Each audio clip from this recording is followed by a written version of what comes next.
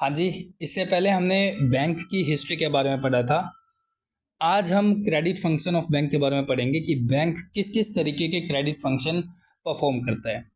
सबसे पहले हम बात करते हैं बोरोइंग रेट की और लैंडिंग रेट की।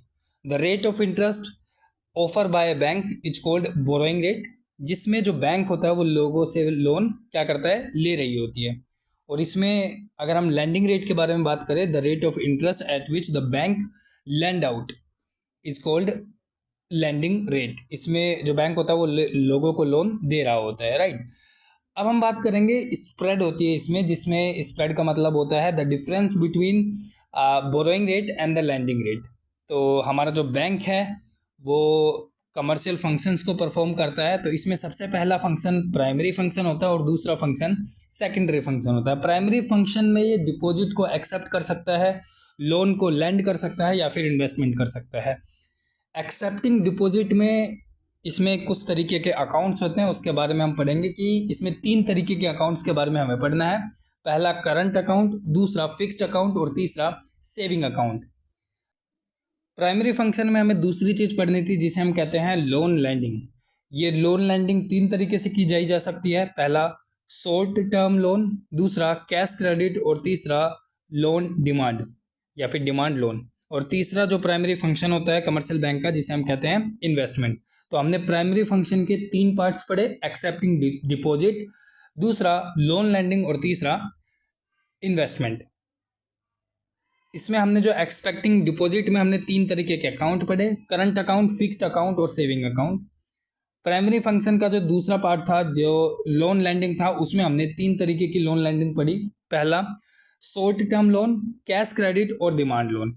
तो ये ऑल ओवर प्राइमरी फंक्शन हो जाता है। इसके बाद हम सेकेंडरी फंक्शन को देखते हैं। सेकेंडरी फंक्शन में बैंक ओवरड्राफ्टिंग की फैसिलिटीज प्रोवाइड करता है, डिस्काउंटिंग करता है, एजेंट की तरह काम करता है और फंड को ट्रांसफर करता है और कलेक्शन का काम भी करता है। तो अब हम one by one primary function को रीड करेंगे। प्राइमरी फंक्शन में सबसे पहला था एक्सेप्टिंग डिपॉजिट, जिसमें सबसे पहला पॉइंट आता है करंट अकाउंट। करंट अकाउंट को हम लोग डिमांड डिपॉजिट भी कहते हैं, क्योंकि ये हमेशा पेएबल होता है। और किस बेसिस पे? डिमांड ऑन पे बेसिस पे। ये जनरली बिजनेसमैन और इंडस्ट्रियलिस्ट के द्वारा मेंटेन किया जाता है, क्योंकि जो करंट अकाउंट होता है वो ओवरड्राफ्टिंग की फैसिलिटीज को प्रोवाइड करता है। मतलब आप अपने अकाउंट से एक्स्ट्रा मनी को भी पे कर सकते हैं। ये ओवरड्राफ्ट करने का जो परमिशन है ये देता है। करंट अकाउंट में हमेशा हायर मिनिमम बैलेंस को मेंटेन रखना होता है और बाकी के अकाउंट के कंपैरिजन में इसमें जो अमाउंट होता है वो हमें ज़्यादा रखना होता है। करंट अकाउंट में बैंक किसी भी प्रकार का इंटरेस्ट नहीं देता, बल्कि जो बैंक होता है वो अपने कस्टमर से इंटरेस्ट को रिसीव करता है। ये करंट अकाउंट की कुछ खासियत है। करंट अकाउंट में कभी भी किसी प्रकार का इंटरेस्ट नहीं मिलता है। चेक सिस्टम इस करंट अकाउंट में अवेलेबल होता है और current account is also known as the financial account. तो हमने इसमें कुछ छोटी छोटी बातें पढ़ी करंट अकाउंट में। पहली चीज हमने पढ़ी कि पेएबल ऑन डिमांड होता है, मतलब डिमांड डिपॉजिट हो सकता है। इसको जो मेंटेन करते हैं बिजनेसमैन और इंडस्ट्रियलिस्ट मेंटेन करके रखते हैं। हायर मिनिमम बैलेंस को मेंटेन रखना होता है। फाइनेंशियल अकाउंट भी बोला जाता है और इसकी कोई भी ट्रांजैक्शन लिमिट नहीं होती है। चेक को प्रोवाइड करता है और किसी प्रकार का कोई भी इंटरेस्ट रेट नहीं देता है। तो ये ऑल ओवर बात होगी हमारी करंट अकाउंट की। करंट अकाउंट के बाद हम पढ़ेंगे फिक्स्ड अकाउंट डिपॉजिट। इसमें हमें कुछ पॉइंट्स पढ़ने होंगे। ये एक तरीके की एफडी की तरह होता है, फिक्स डिपॉजिट की तरह, जिसमें आपको सर्टेन टाइम तक सर्टेन इंटरेस्ट मिलेगा और आपको इतने अमाउंट को इतने समय तक रखना जरूरी है अगर आपको ये इंटरेस्ट चाहिए तो हम पहला पॉइंट पढ़ेंगे, इट्स एन इन्वेस्टमेंट इंस्ट्रूमेंट। जो फिक्स्ड अकाउंट होता है ये एक इन्वेस्टमेंट इंस्ट्रूमेंट की तरह होता है। इसमें विड्रॉ करने की जो अमाउंट होता है, विड्रॉ करने का किसी प्रकार की इसमें कोई परमिशन नहीं होती है। इसमें चेक जो होता है वो अवेलेबल नहीं होता। चेक अमाउंट जो होता है इसमें अवेलेबल नहीं होता। तीसरे पॉइंट की बात करें, ये सुइटेबल होता है हर क्लास के लोगों के लिए। मिडिल क्लास, हायर क्लास, हर क्लास का जो व्यक्ति है वो इस फिक्स्ड अकाउंट में डिपॉजिट कर सकता है।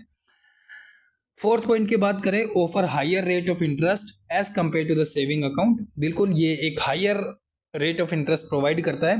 और पांचवें पॉइंट की बात करें, deposit a lump sum amount at a certain period of time.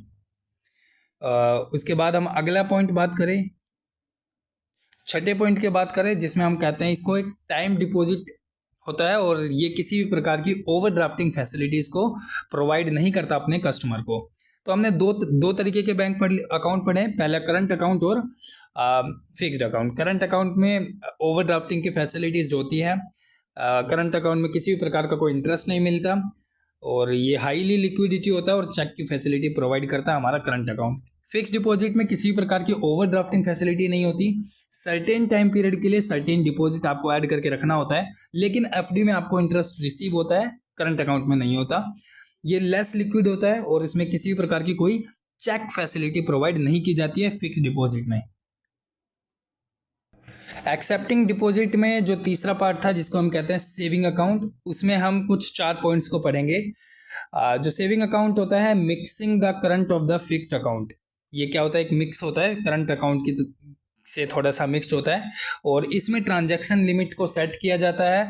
और सेविंग अकाउंट जो होता है वो सैलरी पर्सन और जो स्टूडेंट्स होता है उनके लिए मोस्ट सुटेबल माना जाता है और इंटरेस्ट इसमें रिसीव होता है, लेकिन इसका जो इंटरेस्ट होता है वो जो फिक्स्ड अकाउंट होता है उसके कंपैरिजन में बहुत कम होता है, मतलब कंपैरिजन में उनके कम होता है, क्योंकि एफडी में कुछ फैसिलिटीज प्रोवाइड की जाती है जो सेविंग्स में प्रोवाइड नहीं की जाती, इसलिए एफडी का इंटरेस्ट रेट ज़्यादा होता है, सेविंग अकाउंट का इंटरेस्ट रेट कम होता है।